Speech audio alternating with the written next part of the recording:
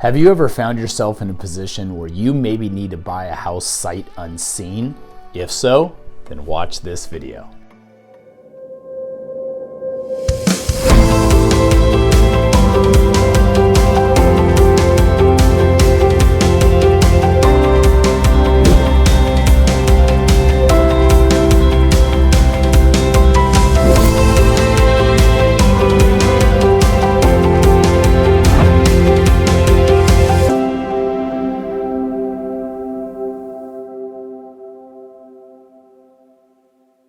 Hey everybody, my name is Darren Rivers. I am the Northwest Realtor, and today we're going to talk about buying houses sight unseen.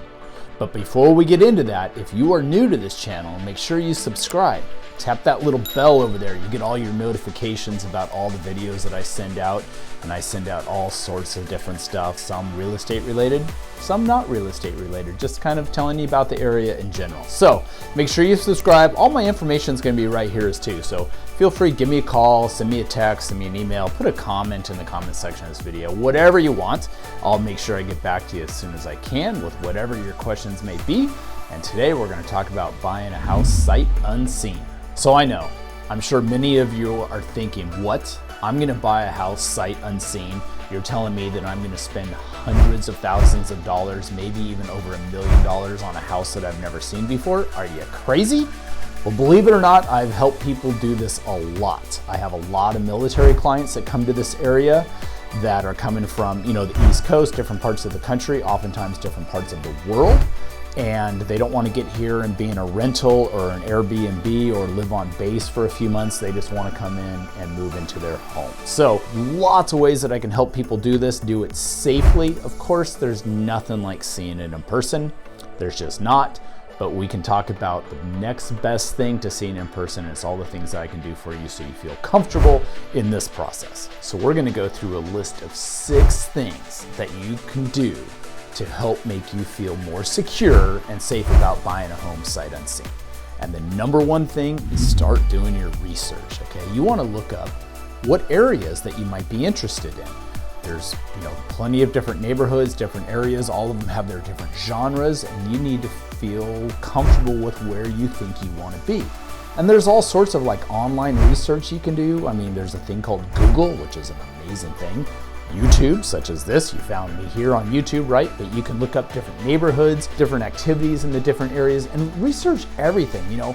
If you're looking at a neighborhood, how far is it to get to the freeway? How far of a commute would it be for you to get to work? How far is it to the kids' school bus drop off or to the school itself?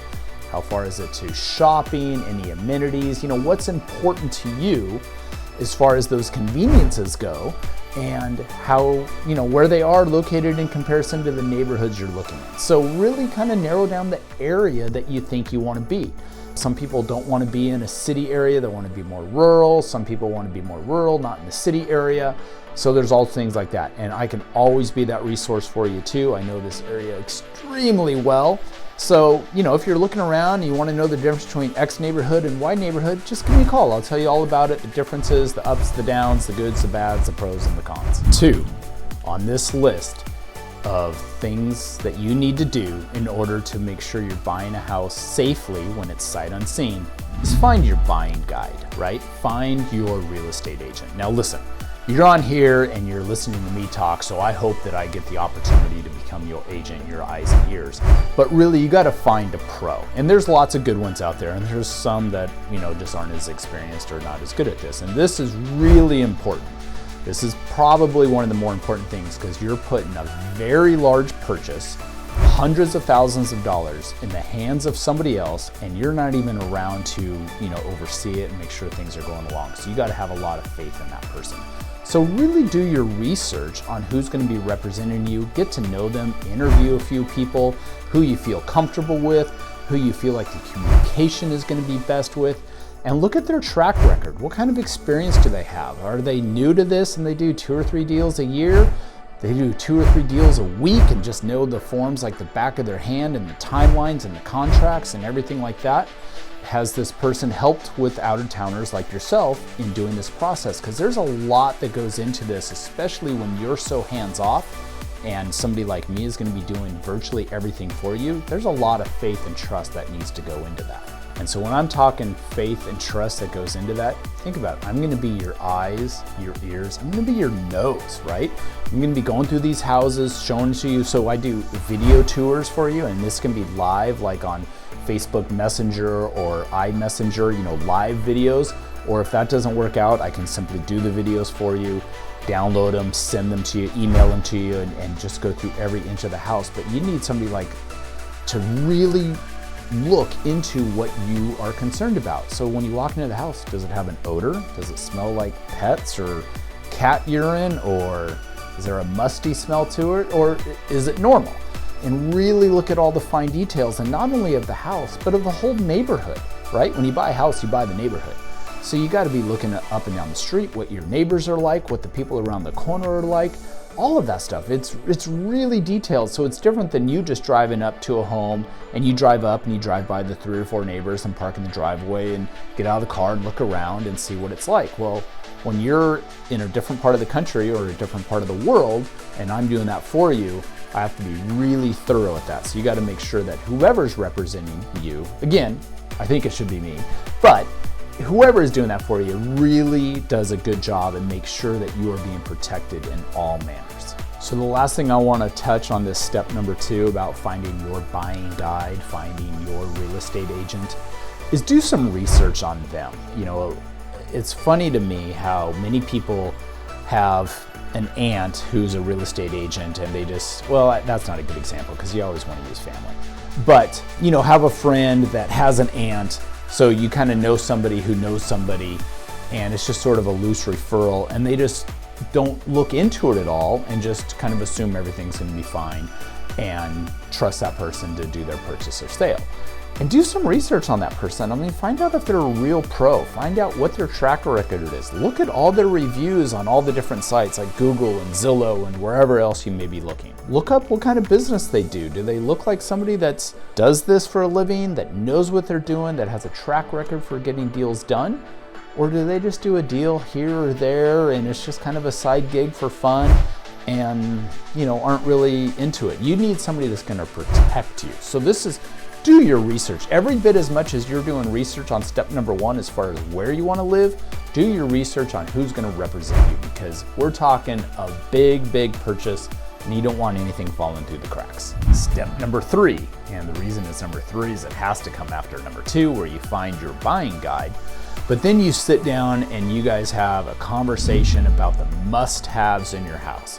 And that real estate agent should supply you a big checklist of things that, features in a home, and you check through of what is most important to you, the must-haves that you need in a home, whether that be you need at least 3 bedrooms, or you need a mother-in-law suite, or you need an enclosed garage, or you need a fenced backyard. Some of those things are big, and you got to go through those must-haves.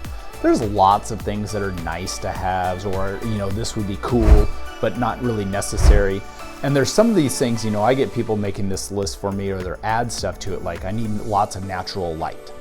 Well, that's hard. There's no checkbox for needing natural light, and it's very subjective, right? What might be bright to one person may be pretty dark to somebody else. So, I will help guide you through this. Your agent, if you're working with somebody else, should help guide you through this, but you really go through the must-haves so we can make a list for you and set up a search of everything that you're looking for in a home, that of course within your budget, and also of course in that area. Step number 1, find the area you want to live and set all in place to see what's available for you. Step number 4 in this process of maybe buying a home sight unseen, and some of these are really related. I could have combined 2 or 3 of these into one, but I separated them just so we have a list of 6, to be honest, right? Okay, so step number 4 is join some social media community pages for that area you're looking in. Every place has them. Facebook, all this stuff, they have these community pages. So you could go into Gig Harbor community Facebook page, or Tacoma's big, right? So there's going to be different neighborhoods. Look at the different areas, different neighborhoods, whether it be Rosedale or Artendale or Cannerwood out in Gig Harbor, or if you're looking in the Proctor district or the Stadium district or the Hilltop area of Tacoma. they all have their own community Facebook pages, and you can go through and you can read all the posts and the messages that are there from the local residents, see what's going on, see what you like. You know, you can even ask your own questions, and I'm sure you'll get a host of answers from true locals that actually live there. So use your social media outlets for this stuff, for this research. You can find a host of information just on their community Facebook pages. So make sure you do that and see what you can find, and it might alter where you want to be. It may reinforce where you want to be. It's just another resource to look into as part of your research. So make sure you get on those community pages through the social media. Step number five. This is really closely related to step 1 and step 4, but it's just a little bit different of an avenue to go down. But do your research on these areas. You know, look up crime rates in these areas. You can go to crimemap.org and look up whatever, you know, crime ratings the different areas and neighborhoods have. Look at the school ratings. Look at the walkability ratings of everything, if that's important to you. If you're out in a rural area, it's probably not going to be very walkable, right? But maybe you want to be close to shopping or just walk to a bus stop or something like that. So, you know, check those out. Do all of your online research. I mean, it's amazing what the internet provides. Some of it isn't always accurate. Just because it's on the internet doesn't mean it's necessarily true, but if you start finding several resources that indicate the same thing, well, then you can probably have a little more trust in it. And of course, just call me and ask me like, hey, I read this. Does that ring a bell? Does that sound right? And I'll confirm, you know, say, well, you know, take it with a grain of salt because it's a little skewed because of this or that. But yeah, do the online research. It's really, really good to just kind of learn about the area. You can really get to know someplace and somebody like your real estate agent by doing your online research. So that's my step number 5, is do all of your online research through all of those different avenues. Step number 6, and this is the final step, but this is the big one. This is after we've done all the research, we found where you want to be, what areas, we've gone through what kind of house you want, all the stuff that's involved in that, and set the budget and all that sort of stuff. It's where I've done the tours for you, so I'm in there with my phone, you know, doing video tours for you or talking to you through things, and you're like, hey, let's go back to that room and check that out, or let's go in the backyard. How noisy is the traffic? Is there any weird odors? Is there power lines overhead? You know, we do all of that stuff. And lo and behold, we found the house that you think you want to buy. So step number 6 is, how do we go about doing that where you still feel safe and secure in purchasing a home sight unseen? So when we talk about purchasing a home sight unseen like this, we got to realize what kind of time we're in, okay? So this isn't a year ago. This is the end of 2022 now. If we were a year ago, it would have been, I was literally telling my buyers we're swinging for the fences because we're going to be competing against 10 other people. We got to get rid of as many addendums as possible. It's a little bit more risky for the buyers, but it was a seller's market and they can really kind of pick their terms, and you're likely going to go over asking price in a bidding war. So we had to do all these really aggressive things to make your offer stand out. Well, now it's different. Now you can be much more protected these days because the market has definitely softened, and it's not, you know, the absurd craziness as people say it was crazy. It wasn't crazy, it was just different. I don't like the term crazy, frankly. It was different, and the market is different now. It's a softer market, so it's easier for you to do something like this and still feel protected. So when I say protected, this is what I mean. In a normal market, like we're in now, this is actually a normal market. It's not the craziness that it was before. There I go again. It wasn't crazy, it was just different. It was aggressive. In a softer market like we're in now, typical offers have all the standard contingencies in there, and one of them is an inspection contingency. And the time frame is variable. The standard language is up to 10 days. Oftentimes we try to shorten that, but if you're not competing against somebody else and the house has been on the market, you know, we have the power to negotiate things in our terms. So we can do an inspection contingency that's not due for at least 10 days. So that means you might have the opportunity to fly out, be present for the home inspection, see the house for yourself. You might have the opportunity to have a family member come be a part of the inspection. Or, you know, you just get the inspection done, the inspector emails you the inspection report, which is like 40 pages long with pictures and explanations and the whole 9 yards, And then that way, you know, if you see something in there you don't like, there's nothing that has to be proven. You simply say that the inspection was not to your satisfaction. We terminate contract, you get your earnest money back, no harm, no foul. You're just out a little bit of time. The cost for the inspection, which typically is about $500 or so, give or take a little bit, but that's generally the range. And that's it. So it's a big insurance policy, and that is an addendum that we can add to the contract to make sure you're protected, so you can really dig into the house and get the nitty-gritty detail and maybe even have time to fly out and see it. There's other addendums that we can add where we can extend time frames out to give you the opportunity to see it.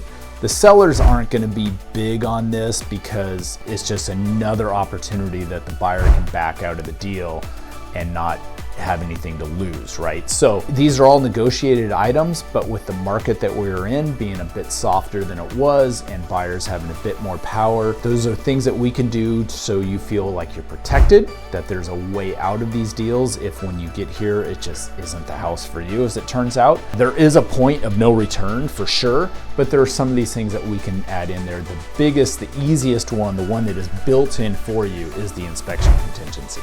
There's other contingencies that, honestly, that's a whole video in and of itself, all the different forms and the different contingencies that I can add into an offer. So I'm not going to get into those right now, but there's plenty that I can add in there to give you another layer of protection, another way out of the deal if it goes sideways and just things aren't turning out for you the way that you had hoped. So there's lots of things that we can do, especially today as compared to a year ago. A year ago, I wouldn't have even brought this up because it was not on the table, but they are now. So there you are, everybody. Those are 6 big items, and some of them I know kind of are like 1.2, 1.3, 1.4. I get it. You know, they overlap for sure, especially the research piece. But those are some things and ways that you can go about buying a home if your situation is such that you can't see it. You're coming from overseas, out of state, you really just want to get into a house. There's ways that we can do that for you, and this list kind of helps go through that. So do your research, find an agent that has experience in doing this, that is knowledgeable about the area, that you really trust to be your eyes, ears, and your nose in the whole 9 yards. Make sure the contracts are written to protect you. And yeah, like I said, I've done this a lot. I mean, a lot, dozens upon dozens upon dozens of times each year, in fact, because I get a lot of military clients. Military seems to be my #1 source of this, but I've had other walks of life that do it as well, but military is the most prevalent for sure. So those are the 6 things to buy a house sight unseen. So hey, give me a thumbs up, like this video, share it with a friend of yours. Again, my contact information's right there. Reach out to me for anything you may need, and we'll see you on the next video.